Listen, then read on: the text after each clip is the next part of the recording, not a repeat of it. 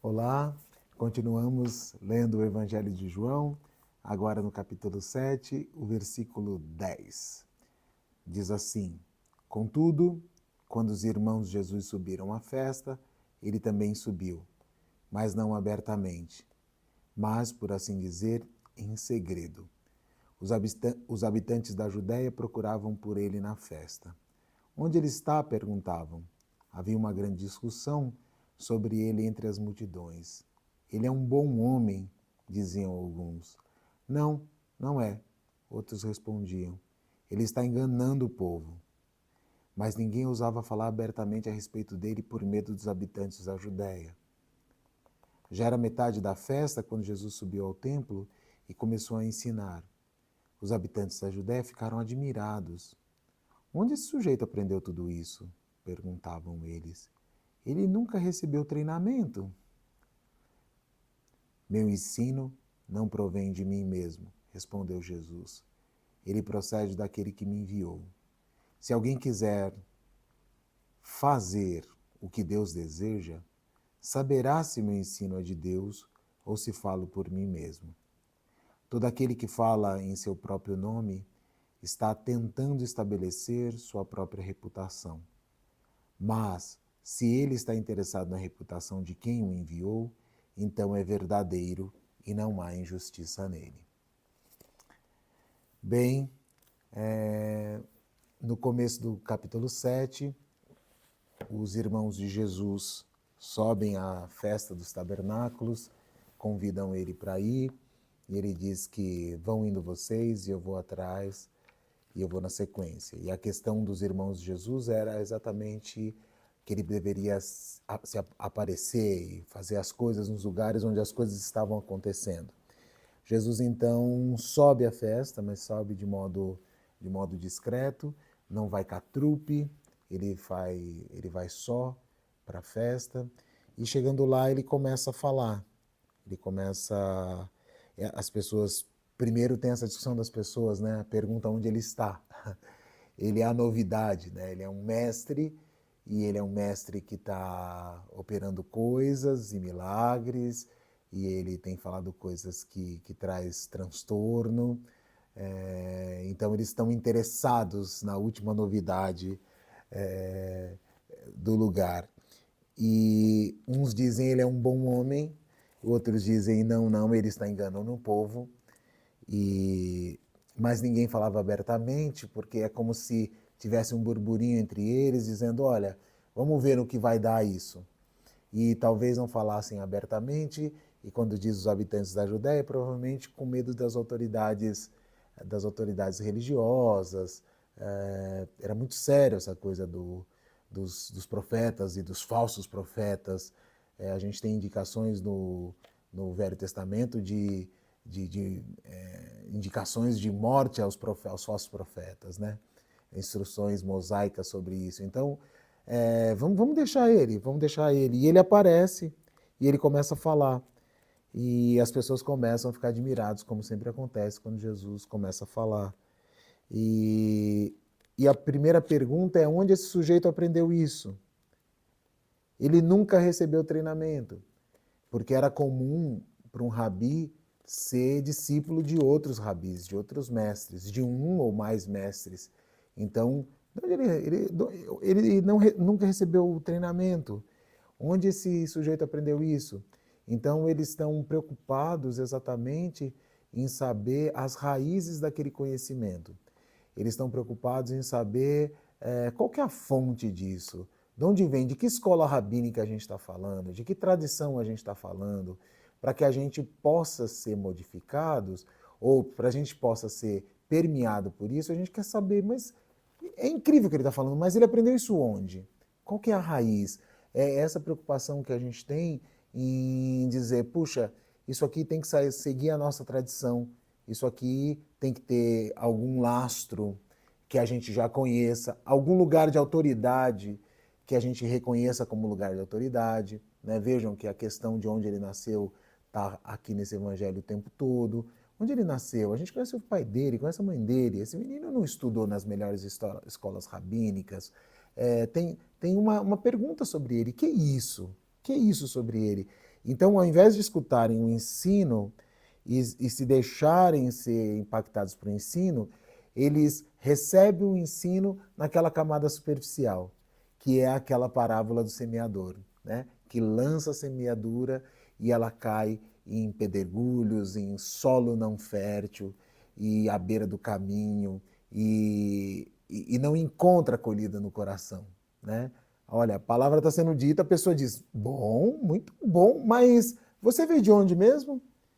Mas quem é você? Você é de que família? Onde você aprendeu isso tudo? É incrível o que você está dizendo, mas você aprendeu onde? Você estudou onde mesmo? De que rabi você está falando? De que igreja você é? De que tradição, a que tradição você pertence? Ao invés de se deixar permear pela palavra que escutou, ao invés de dizer, puxa, isso é muito bom, isso é transformador, isso é impactante. E aí Jesus responde, meu ensino não provém de mim mesmo, respondeu Jesus. Ele procede daquele que me enviou. Se alguém quiser fazer o que Deus deseja, saberá se meu ensino é de Deus ou se falo por mim mesmo. E aqui está um ponto importante desse trecho do Evangelho, porque ele está dizendo assim, se alguém quer se alguém quiser fazer o que Deus deseja, saberá se meu ensino é de Deus ou se falo por mim mesmo. Então, é uma implicação existencial. O Evangelho é uma implicação existencial. Vocês querem saber se meu ensino vem de Deus? Faça o que Deus deseja. É como se ele dissesse assim, vocês só terão acesso a isso em vocês se vocês praticarem o desejo de Deus, a vontade de Deus. E aí você saberá que o meu ensino vem de Deus e eu falo por mim mesmo. É maravilhoso em Jesus porque ele devolve a gente e está devolvendo essas pessoas todas a relação com Deus mesmo. Ele não está fazendo aquela coisa de, vocês, para virem a mim, o Pai tem que enviar vocês a mim. Sabe aquela coisa que estava ali, que a gente leu há pouco, no outro trecho do Evangelho? Ninguém vem a mim se o Pai não enviar. É a ideia de que ele e o Pai estão trabalhando juntos. Ou seja, o Evangelho é um encontro com Jesus, mas é também um encontro com o Pai. É como se em Jesus, em a gente olhando para Jesus, a gente dissesse, nossa, eu reconheço o Pai em mim e por isso que eu reconheço Jesus. Eu reconheço o Filho. É um trabalho duplo. E aí ele vai dizendo que todo aquele que faz seu próprio nome está tentando estabelecer sua própria reputação. Jesus não está tentando, não, Jesus não é, Jesus é o Messias de Deus, ele não está fazendo o trabalho que é assim, olha, eu estou criando uma nova escola de pensamento, eu estou criando mais um ramo rabínico aqui, esses interessantíssimos, de interpretação das escrituras. Não, lembra, ele é o verbo encarnado. Esse é o escândalo. Esse é o escândalo.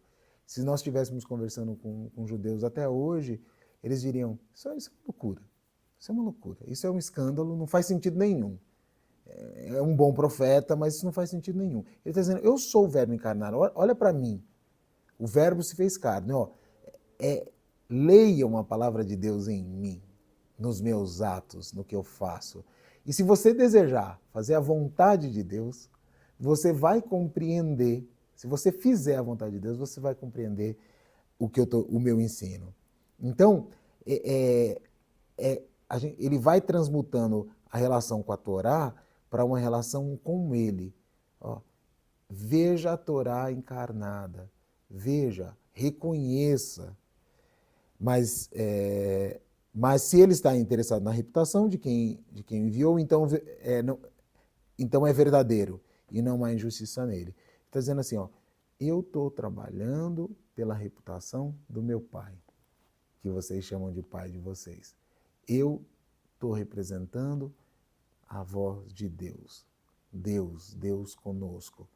Eu estou representando o próprio Pai. Eu e o Pai somos um. Isso é o mistério e essa é a dificuldade, porque nós, a gente está muito pronto realmente para receber, para viver vidas religiosas no sentido ritualístico, no sentido do cumprimento das leis.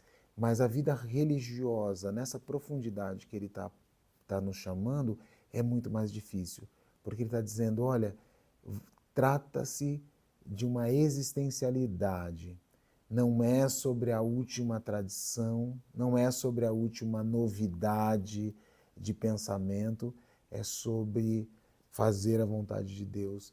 E à medida que você pergunta o que é isso, o que é fazer a vontade de Deus, é cumprir as leis, mas ele está descumprindo a lei. O que é a vontade de Deus se não expressa na lei? Ele está curando a pessoa no sábado e a pessoa está carregando maca no sábado. Isso é vontade de Deus, a pessoa ficar carregando maca no sábado?